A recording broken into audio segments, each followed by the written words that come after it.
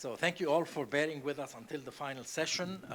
We really had an intense 2 days of discussions about the findings from the ELMPS, and we are hoping now to try and bring out some of the policy implications and of this work. And we welcome Her Excellency Dr. Rania Al-Mashat, who just joined us. Welcome, Dr. Rania. And maybe I will start with a question for you, Dr. Rania. There has been a few bright spots that were detected in the results. In the past few years, we've seen growth in formal private sector employment. We've seen growth in entrepreneurship and self-employment. There's also been continued challenges that were highlighted by our survey. So, for example, a continued fall in employment rates, especially among women, and a growing mismatch between the educational qualifications of youth and the jobs that are available to them. I'd like to ask you, Dr. Rania, whether, in your opinion, what policies have supported the various bright spots that we have observed, and why they succeeded in producing these results, and also what measures do you think are needed to address the challenges that remain?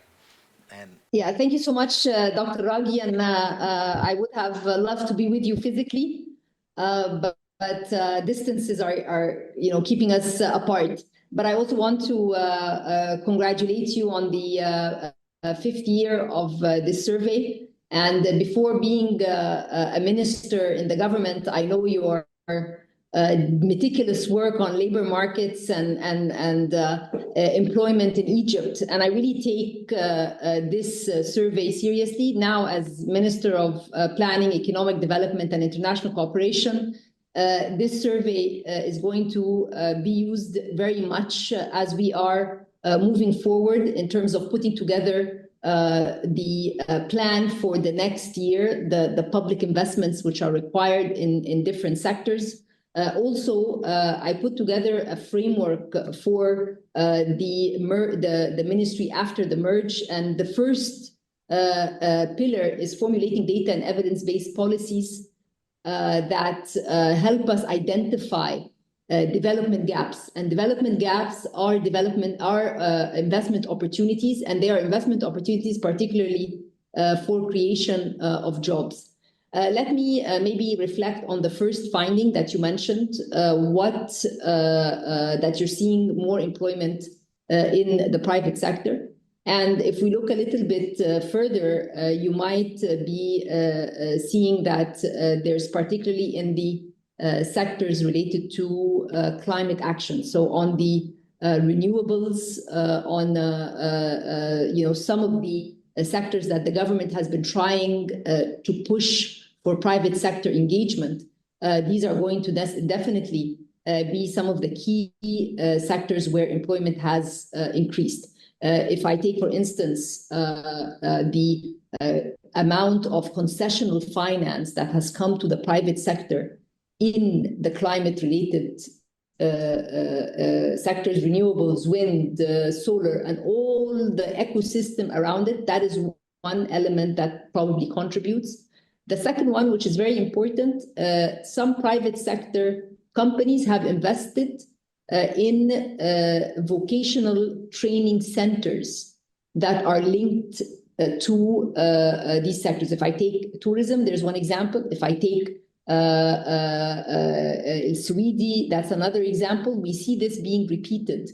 And this initiative of it's some of them are public-private partnerships and some are privately led, but these have also been able to create and invest in a labor force that can serve the private sector in selected sectors, and these are experiences that need to be generalized. So I like that the survey has identified these as bright spots, because it means that we need to push them further if we are talking about a private-led inclusive growth, so we can see that there is employment in these sectors. You also mentioned entrepreneurship.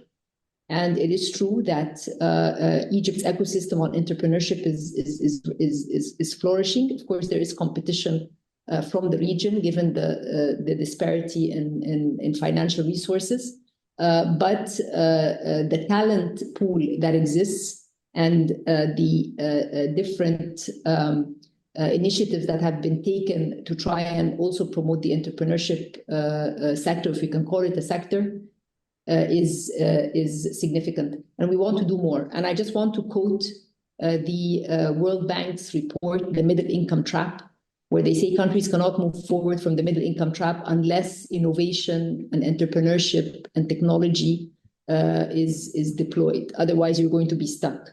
So this is also an element or a pillar of what we want to do going forward. The other challenges that you mentioned in the survey on women employment, on the number of people who are actually in the labor force, I believe that these are areas where we need to work more. We need to create a sustainable TVET or a sustainable skills,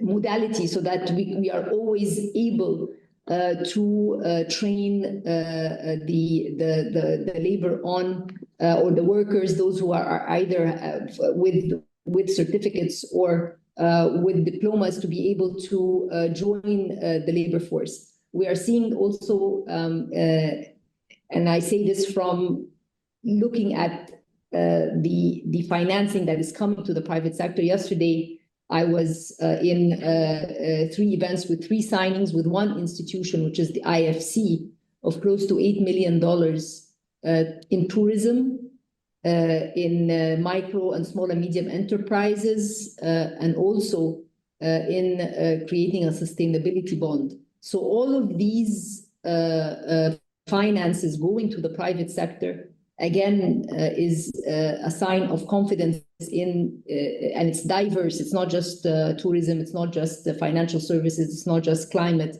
It's quite diverse. And this is something that, as a government, we need to leverage on, create a better level playing field, and allow this to flourish more. So I would say that balancing the national capacities, TVET programs.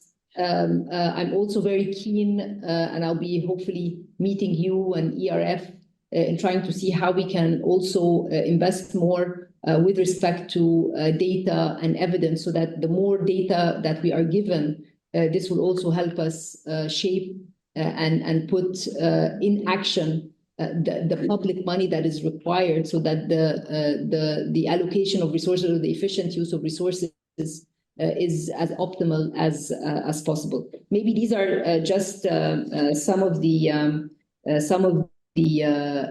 points I wanted to make. But since ILO is there, and the UN has been doing so much work, particularly in the Summit of the Future, which took place last September, about inclusion, about youth, about the creation of a sustainable path for jobs. And we are just 5 years away from 2030. And if we're talking about accelerators of meeting the SDGs, definitely skills creation, jobs creation is on the top of the list, including, of course, for women. So we need to look at the statistic that you found and try and work on reverting it, particularly on the women employment, because it's true there are so many programs that are pushing women empowerment. So it's always counterintuitive that the data does not reflect the impact of these projects. But this is a discussion I would love to engage in further. But thank you very much for allowing me this opportunity, and congratulations on another year of fantastic work that is taking place. Great. Thank you so much, Your Excellency, for joining us and being so generous with your time. Thank you very much. So we will move on and with a discussion with our panel. And in particular, I'd like to address the next question to Ms. Hind Mohammed from the Ministry of Labor and Manpower. In terms of how does accessing high quality labor market information and labor market data from household surveys assist you in your task in the Ministry of Manpower to meet your mandate, the employment mandate, and also the job quality mandate and the protection mandate? And what are some of the labor market trends that you've heard of, around the last couple of days that you are excited about, and which ones are you more concerned about?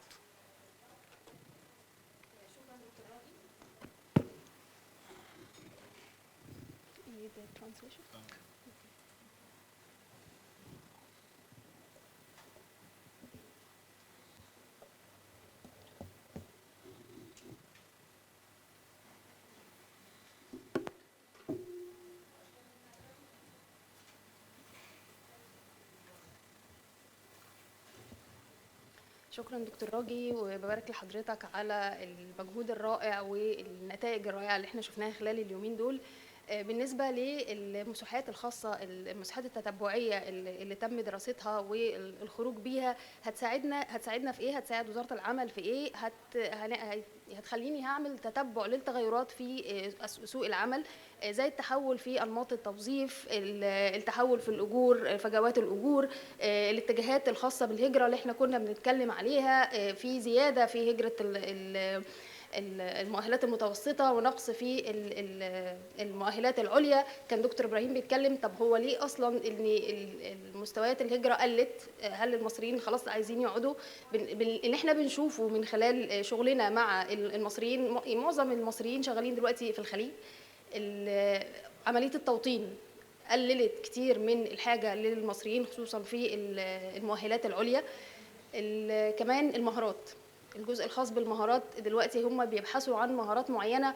احنا زي ما حضراتكم كلكم اتكلمتوا ان احنا التعليم بنخرج شهادات بس ما عندناش المهارات الخاص اللي طالبها سوق العمل.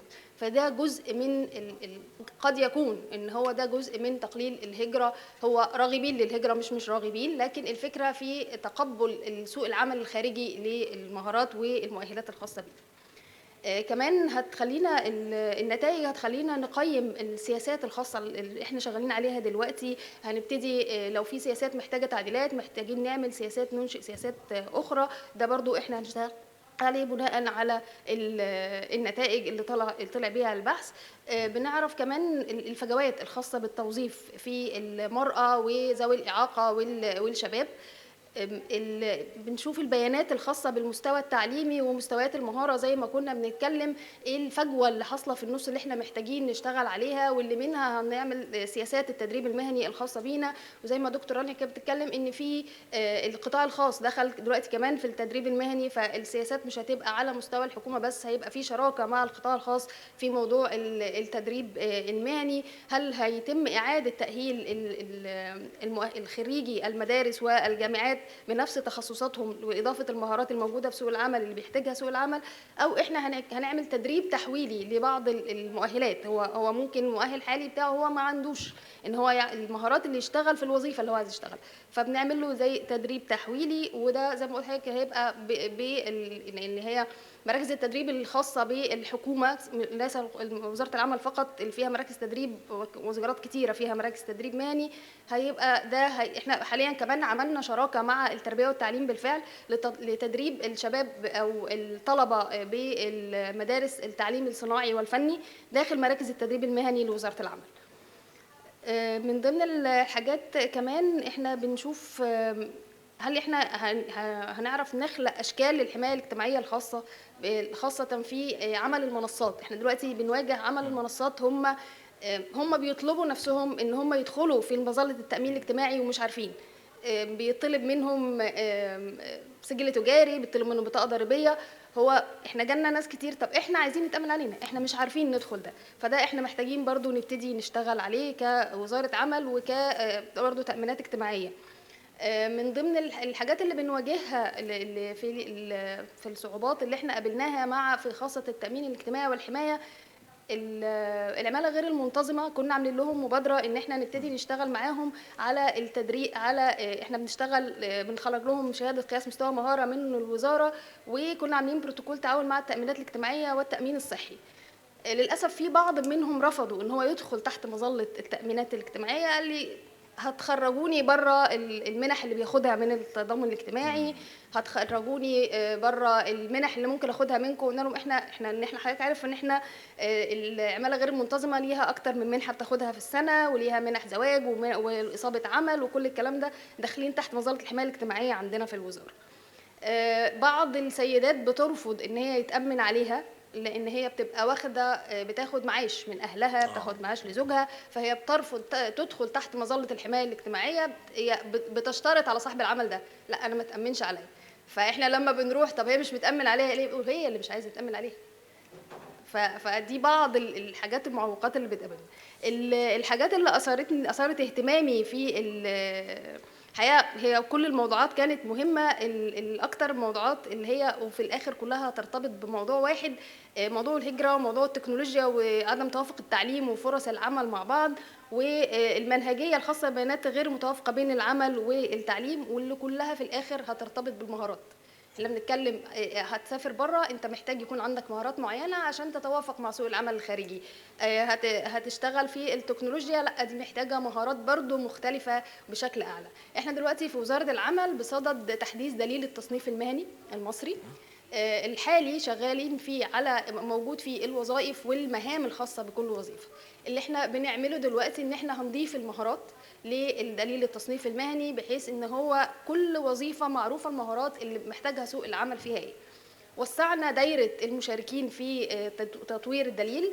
الاول الادله قبل كده كان كابماس ووزاره العمل والتربيه والتعليم والكفايه الانتاجيه. المره دي احنا وسعنا الدايره شويه، يعني في من ناحيه الجهات الحكوميه ومن ناحيه القطاع الخاص هندخل معانا اصحاب الاعمال واتحاد العمال واي جهات ليها علاقه بسوق العمل، ان هو يجي يقول لنا والله انا مهارات اللي انا بحتاجها للوظائف شكلها كذا. ممكن اعلق على اتفضل يا فندم. يعني موضوع المهارات ده مهم جدا، وربطه بالتوصيف المهني مهم جدا.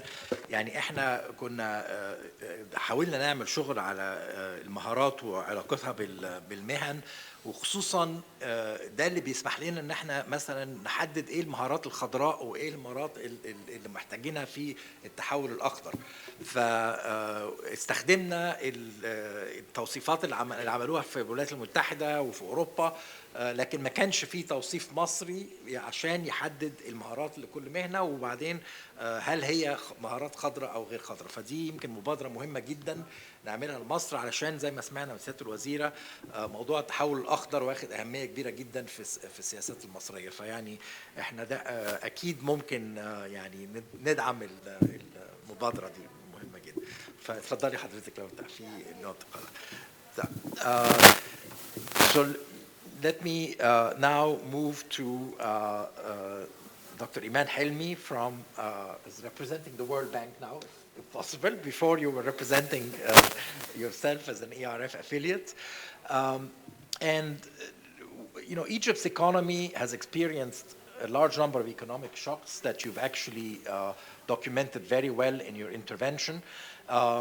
And these shocks are, you know, driven by a lot of macroeconomic changes and macroeconomic management, as you have seen. But what do you take away from the results of the ELMPS in terms of what advice you will give to the Egyptian government in terms of designing policies and programs to help households during these times of economic crisis? Okay, good afternoon. Thank you so much, Dr. Roghi, and Your Excellency, Minister Rania Al-Mashat. I'm pleased to attend this panel discussion, and before addressing your question, Dr. Roghi, let me start by congratulating the Economic Research Forum and the principal investigators, of course, and the Ministry of Planning, Economic Development and International Cooperation and CAPMAS on such an insightful two-day workshop devoted to discussing different topics related to the Egyptian labor market.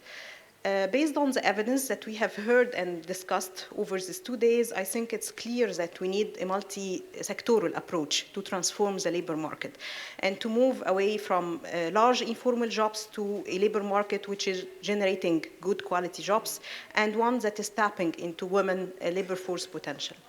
So my first point is related to promoting the inclusive growth, or maybe what Her Excellency Minister Rania also mentioned as private-led inclusive growth, in order to have equitable distribution of economic gains across all segments of the society, and promoting labor market flexibility with the involvement of the private sector. So definitely having a more flexible macroeconomic setting, looking at expanding and having a better environment for the private sector to be able to participate in the economy and to invest more and more is very critical to be able to achieve this economic or inclusive economic growth. And I invite you all to check the recent World Development Report of 2024, which is again talking about the middle income trap and how middle income countries could be moving into increasing the productivity within sectors and reallocating labor towards more productive sectors and generate high earning jobs. Egypt is also like having a new growth model embedded with the same principles in order to improve productivity and employment outcomes. We focus on skills shortage and promoting the protection and accumulation of human capital, which we have heard across the discussion over the 2 days with different papers. And in order to be able to move the private sector into the global value chains and increase net exports. So just to summarize this point, I think offering opportunities for people who were previously excluded from growth is very important, and reducing inequality by expanding job opportunities to informal workers and to narrowing the wage gap that we have discussed among workers and between men and women will be very important to revive the missing middle that was also discussed over these 2 days. And my second point and last point will be related to women labor force participation, which is critical to have this inclusive growth that I have mentioned. And according to the MENA economic update, which was launched in October 2024, we have seen in MENA over the past 50 years an increase that happened in education or schooling, but we estimate that still closing the gender employment gaps would imply a 51% increase in per capita income. So again, this is highlighting the importance of reallocating talents from the public sector, which is highly attractive for women, to the private sector and could be leading to gain in productivity. And it's very important to address all the challenges that we have discussed in this workshop relating to women economic empowerment when it comes to childcare, when it comes to the difference time or unpaid care work or time allocated to different tasks at the household, in addition to social norms. So let me stop here. Thank you very much, Dr. Iman Helmi. I did poor job as chair of the session. I didn't introduce all the members of the panel in detail, but so please excuse me, but I think Dr. Iman Helmi, you've already seen her on stage, and Dr. Helmi. But I will now move to Mr. Eric Ochelin, who's a French economist, who's also the representative, the ILO representative here in Egypt, and basically ask you a question about the ILO, as we know, is currently assisting the Egyptian government in formulating its national employment strategy.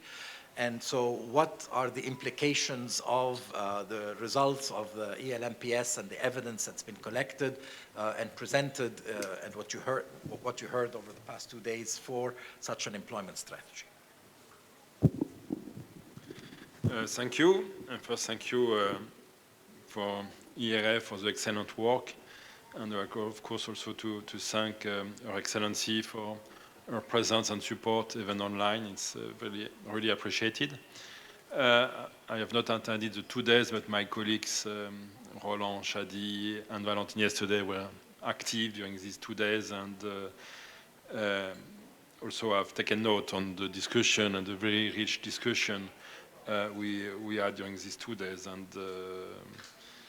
rich is even a short word given the discussion and the different papers.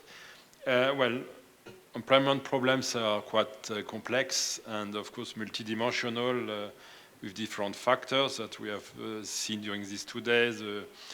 Demographic trends, the gender dynamics, the structural transformation of economies, the access to and the quality of education and training, the impact of the climate change, also the impact of migration, and also the number of refugees also in the country, and the effect, of course, of the fast changing world.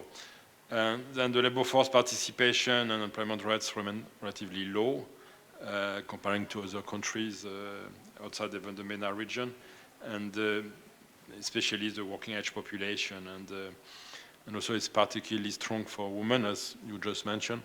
We see that, of course, we need to develop much more policies to encourage participation of women on the labor market and on the formal labor market. They are quite active on the informal economy, but not as we expect on the formal economy. And also in terms of gender pay gap, we had also developed some research on that, and there are still a lot to do to arrive to equal pay for equal work.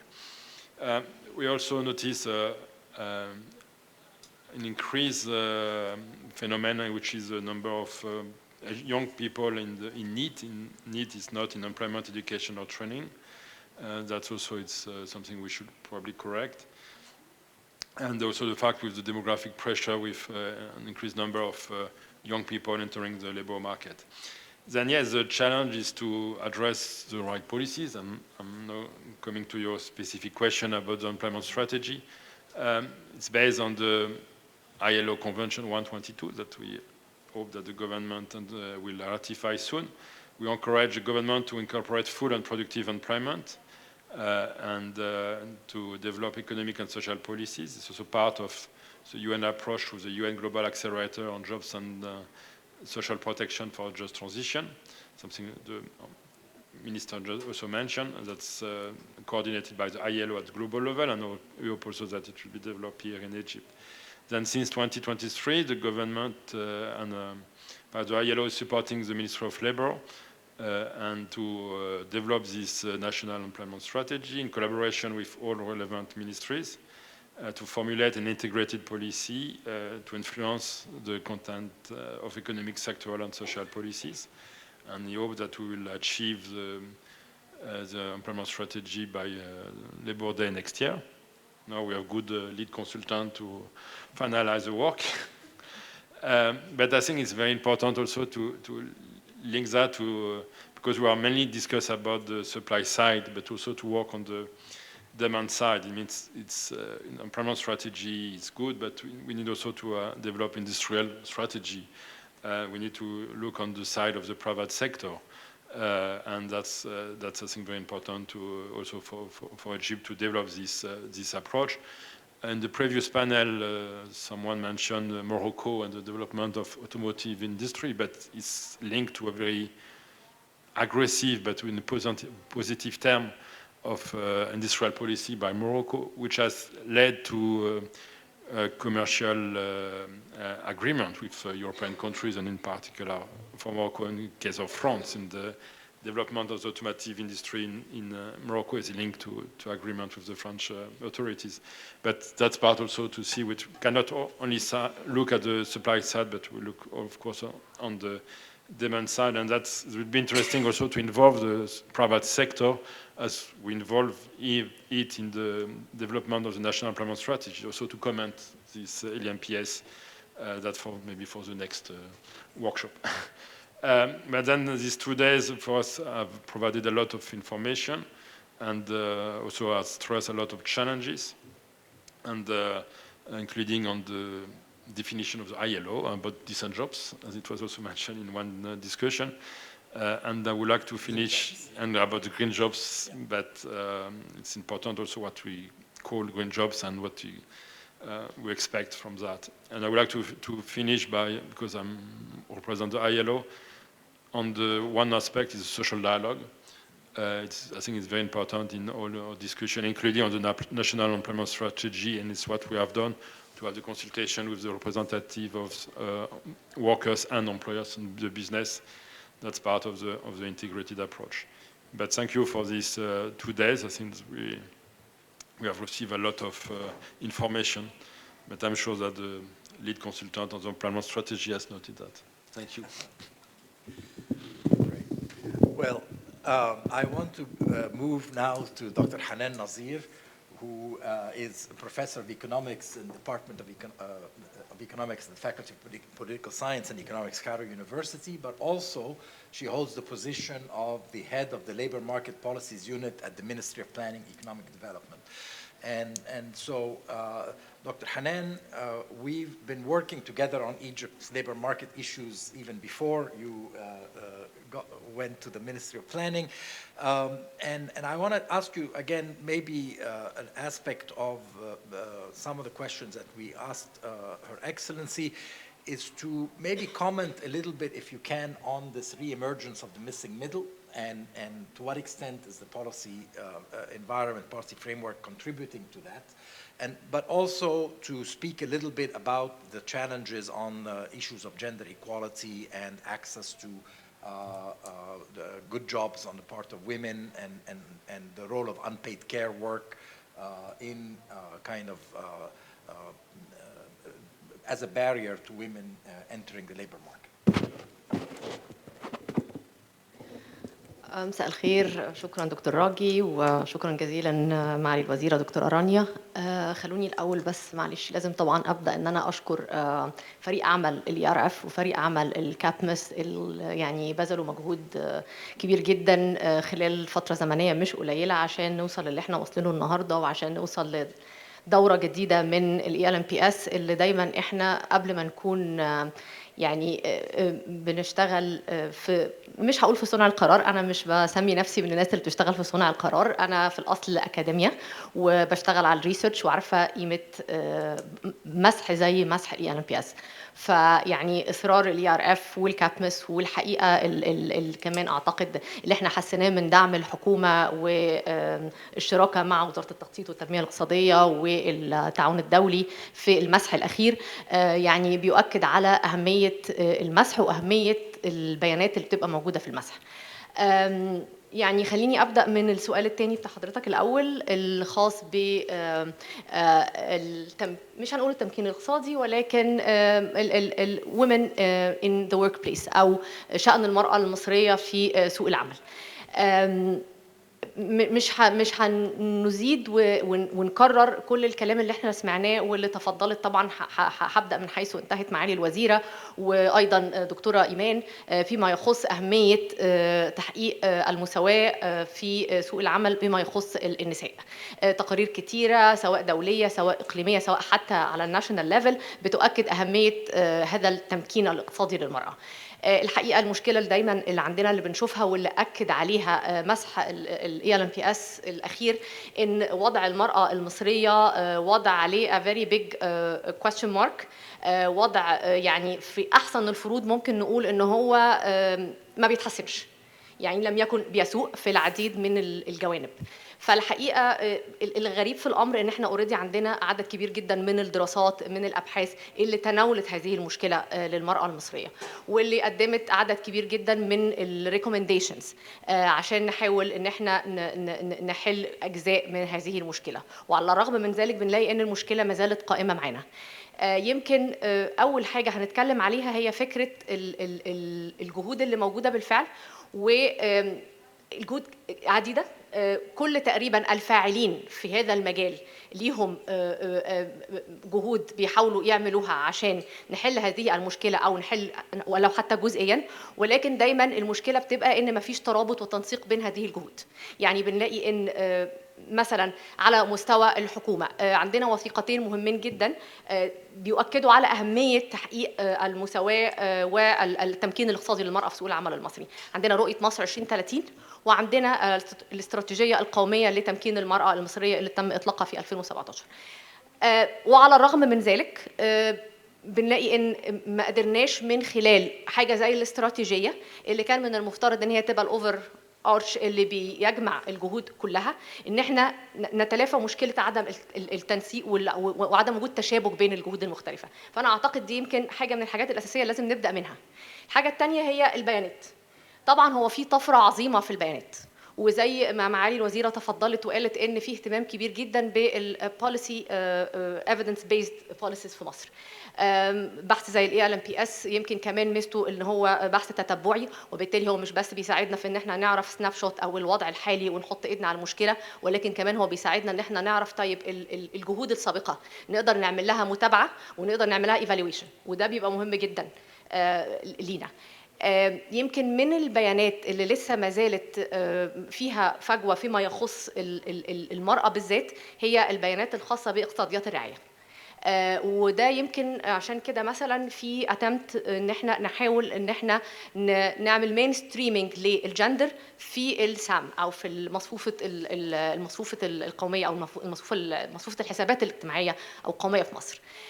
ده يمكن يحل لنا شويه مشكله ان احنا مش عارفين نقيس اقتصاد الرعايه، وده شق يمكن عامل اساسي من العوامل اللي دايما بنسمعها لما نيجي نشوف ايه المشاكل او ايه هي العوامل اللي بتؤدي للوضع الحالي للمراه المصريه في سوق العمل المصري. دي حاجه من الحاجات. الحاجه الثانيه يمكن القوانين والتشريعات. عندنا مبدئيا اعتقد مش هقول ان احنا عايزين نعمل تعديل لقوانين الرعايه، لا احنا عايزين نسن قوانين للرعايه، عشان يمكن دي من النقط اللي لسه not very well studied و not very well targeted. عندنا بعض القوانين او مثلا قانون العمل الماده الخاصه بالحضانات دي من المواد اللي محتاجه اعاده نظر. لما نيجي نتكلم على التعليم، صحيح التعليم بالنسبه للمراه المصريه في تطور كبير وفي يعني كل الجميع بيشهد بان المراه المصريه بتشهد تحسن في التعليم، سواء كان من انرولمنت او سواء الوصول الى تعليم زي ما شفنا مثلا في البيانات بتاعه ELMPS تعليم حتى الجامعي. ولكن اعتقد اللي احنا المفروض نبص عليه مش بس التعليم ان هي في تطور في مستوى التعليم اللي بتحصل عليه، احنا عايزين نبص على المجالات اللي هي بتدخلها. يعني اعتقد ان المراه المصريه ما زالت برضو لما بنيجي نتكلم على التعليم هي مركزه في او في تركيز في مجالات معينه خاصه بالسوشيال ساينسز. المراه المصريه الى حد كبير بتنقى شويه عن الديسيبلينز الثانيه اللي ممكن لما نيجي نتكلم على مستقبل بقى الوظائف، لما نيجي نتكلم على الفورث اندستريال ريفولوشن، لما نيجي نتكلم على الجرين ايكونومي او الجرين اكتيفيتي زي ما اتكلمنا عنها، محتاجين يبقى في تشجيع للمراه المصريه ان هي تدخل في هذه المجالات. يعني يمكن الدراسه الخاصه النهارده اللي تم عرضها الخاصه بالاي سي تي، حاجه من الحاجات اللي لفتت نظري جدا ان الكمبيوتر سكيلز اللي موجوده اللي المراه بتتمتع بيها في سوق العمل، ولذو ان هي ممكن تكون على المستوى الاجريجيت اعلى من الذكور، ولكن لما نيجي نشوف اي سكيلز بالظبط خاصه بالكمبيوتر هنلاقي ان مثلا اذكر دكتوره ايرين تقريبا انتوا اوضحتوا ان الذكور عندهم اكتر سكيلز او سترونج اكتر في السكيلز الخاصه بالسوفت ويرز والابلكيشنز اند سو اون، بينما الاناث اكتر في الفاينانشال بروفيشنز يعني او فاينانشال بروفيشنالز. يعني اعتقد ان مش هي دي السكيلز ومش هي دي المجالات اللي احنا محتاجين المراه المصريه تبقى فيها، بس هي لازم تدخل في مجالات اخرى، وده بيتهيألي برضو نقطه محتاجه اعاده نظر ومحتاجه ان احنا نوجه النظر ليها اكتر. يمكن ده يعني very briefly فيما يخص الجزئيه دي. شكرا يا دكتور. هرجع تاني للأستاذة هند، ويعني حضرتك اتكلمتي على جهود الوزارة في التنسيق مع مثلا التأمينات الاجتماعية في حماية بعض فئات العمالة اللي هي زي عمالة المنصات، زي العمالة الغير منتظمة، زي مثلا حضرتك قلتي انه في بعض عمالة المرأة اللي هي شايفة انا مش هتقعد تشتغل مدة طويلة ومش عايزة تاخد تأمينات اجتماعية علشان ما تضيعش اي نوع من المعاش يكون عندها من ف يعني وفي نقطة تانية اللي هي العمالة الغير رسمية في المنشآت الغير رسمية، ودي يعني التنسيق هنا بيكون مع الجهات اللي هي مسؤولة على تسجيل المنشآت وتحويل القطاع الغير الرسمي إلى قطاع رسمي. لو حضرتك تكلمي شوية على الناحية دي، علشان دي جزء من جزء كبير من سوق العمل المصري اللي لو هنقدر يعني نقدم حماية اجتماعية أو حماية في مكان العمل هنضطر نتكلم على موضوع الغير رسمية في المنشآت نفسها. مش عارف إذا وزارة العمل ليها رأي في هذا الموضوع. هو الحقيقه بس هو وزاره العمل بتتعامل مع العماله غير المنتظمه في بعض القطاعات. احنا ما بنتعاملش في كل القطاعات او القطاعات الغير منظمه. القطاعات الغير منظمه يعني برضو لسه شويه حته شائكه كده، مش كل الناس عارفين. هو مش عايز يدخل اصلا، هو مش عايز يتشاف، مش عايز يتشاف ضريبيا، مش عايز يتشاف على المستوى الوظائف اللي عنده، مش عايز يدفع تأمينات. فدي بتبقى خاصة بصاحب العمل نفسه، هو مش عايز يدخل تحت المظلة الرسمية. الجزء الخاص بوزارة العمل احنا بنتعامل مع بعض القطاعات في العمالة غير المنتظمة، قطاع المقاولات والقطاع الزراعي والبحري والمناجم والمحاجر. بنتعامل معهم من خلال المقاولين اللي هم بيشغلوهم. يعني هو فيها جزء من الرسميه هنا، ان المقاول لما بياخد مقاوله فهو لازم يجي يامن على الناس اللي شغالين معاه، فمن هنا هو بيبقى مسجل عندي. في بعض في القطاعات دي في ناس شغاله مش مسجله عندي لان احنا مش شايفهم. هنا اتعمل الحوكمه للقصه دي من خلال الشركات. لما هو مش هيقدر ياخد المستخلصات وفلوسه من غير ما يكون جايب الافاده ان هو امن على الناس دي الموجوده عنده من خلال وزاره العمل. فمن هنا بتيجي الحمايه الاجتماعيه للقطاع ده. وقت ازمه كورونا كان حصل ان كانت الحمايه الاجتماعيه غطت حتى الغير مخاطبين بقانون العمل. في ناس كتيرة دخلت سجلت ودخلوا تحت الرعاية الاجتماعية للعمالة غير المنتظمة. العمالة غير المنتظمة زي ما قلت لحضرتك عندنا في قطاع تبع وزارة العمل بتاخد 3 منح سنوية، 4 منح سنوية، بالإضافة للرعاية الصحية والاجتماعية، وبياخدوا منح زواج ومنح الأطفال ومدارس والكلام ده كله. فده الجزء اللي بتغطيه وزارة العمل في موضوع العمالة غير المنتظمة. هي يعني بنسميها العماله الغير منتظمه اللي بتشتغل خارج المنشآت في قطاع زي الانشاءات والقطاع الزراعي والصيد الى اخره. شكرا جزيلا. طيب يعني we'll have maybe a few final comments. I'd like to ask Dr. Iman Helmi to speak about the link between the poverty reduction and the labor market, and how that features in the interest of the World Bank program in Egypt, as well as how does the ELMPS data feed into that discussion of poverty and labor market linkages. Thank you, Dr. Raghi.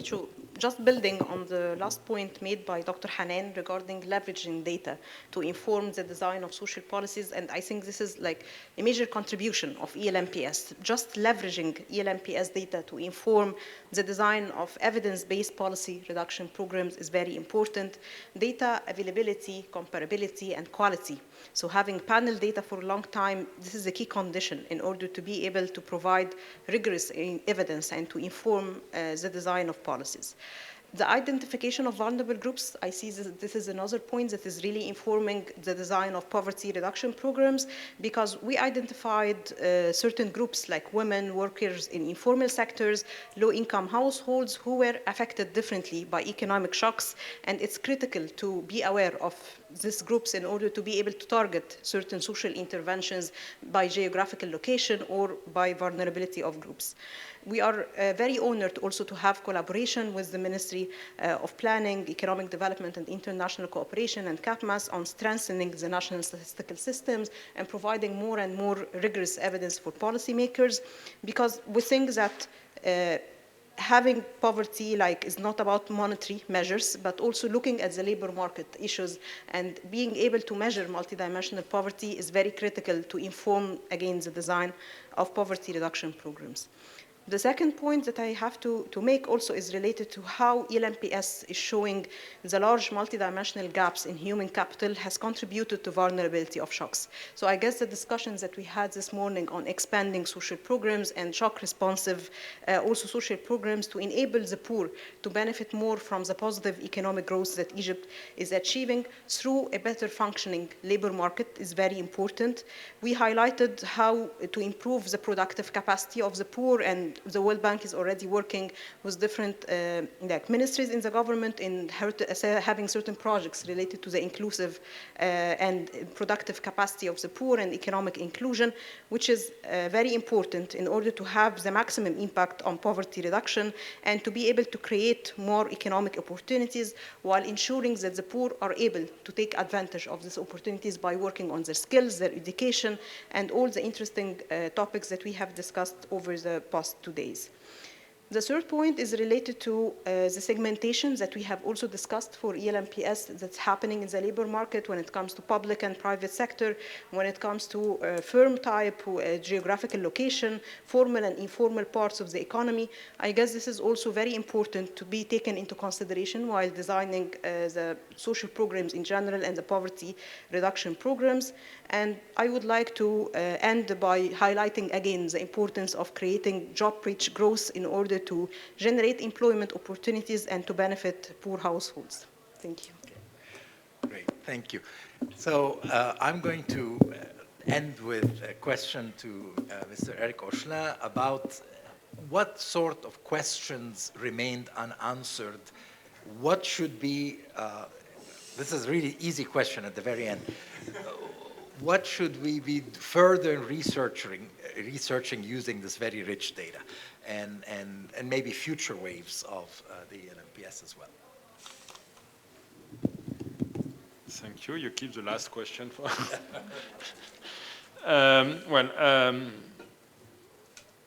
well, as I said, it's employment is a very complex issue, and it's always very difficult to include all factors in a survey or in studies. And but I think yes, there are maybe some tracks maybe we should explore in terms of for the next ELMPS.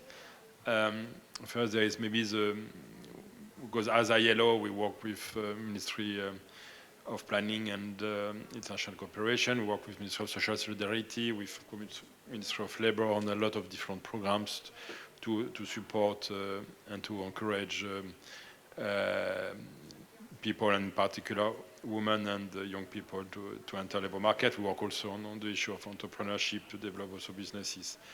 There are some questions, like for instance the impact of wages and the minimum wage. We supported the government to establish a minimum wage in the private sector some years ago, and then to see also maybe the impact on the wage distribution on the inequalities. And we work also with CAPMAS on that point. And globally, we have a kind of large portfolio of activities with CAPMAS in terms of research, and we'll continue, of course. Also, I think the forms of what we call the new forms of work, like the platform economy, and the ILO will discuss in 25, 26 a new instrument on the platform economy, to at least to define, because it's not always easy to define platform economy, but that's also to see how we can measure this. The part-time work, the teleworking also arrangement, this aspect I think should be considered in the future. Of course, the issue of discrimination and the evolution, the impact of climate change, and to see, because in a sense it's a new element in statistics, but to see in the coming years the evolution in terms of number of green jobs, and also to identify the sectors when there are issues. We have developed this the job assessment with the MOPEDIC, and we expect that we'll develop this training soon to early identify also the sectors affected by climate change. And then that's important to see the evolution in time, of course. To see also the link between the working condition and productivity. That's also an element I think important to measure. And then to see the different also sectors affected, and to see the evolution but impacted by the different factors already mentioned. There is also the aspect of social protection. There was a debate on that point. The ILO is working with the government on the extension of social protection to the casual workers, to also the workers in the informal economy, which is of course a difficult issue.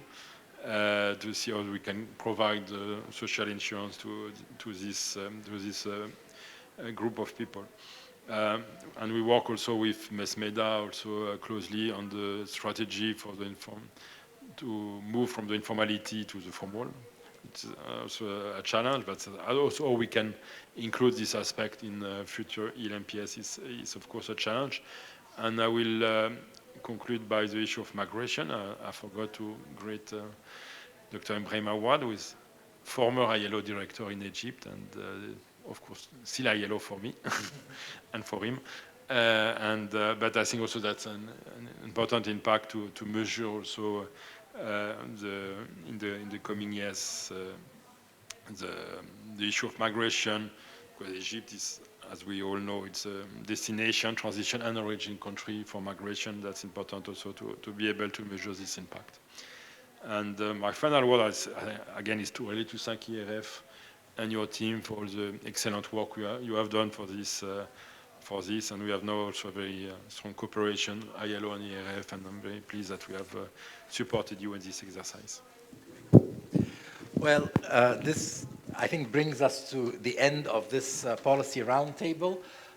We still have a very short closing session after this that we will promise not to keep you for very long, but I very much would like to thank the panelists, Her Excellency Dr. Rania Al-Mashat, Minister of Planning, Dr. Hanan Nazir, Cairo University and Ministry of Planning, Dr. Hind Mohammed, Ministry of Labor in Egypt, Dr. Iman Helmi at the World Bank, and Mr. Eric Oshla at the International Labour Organization. So thank you very much.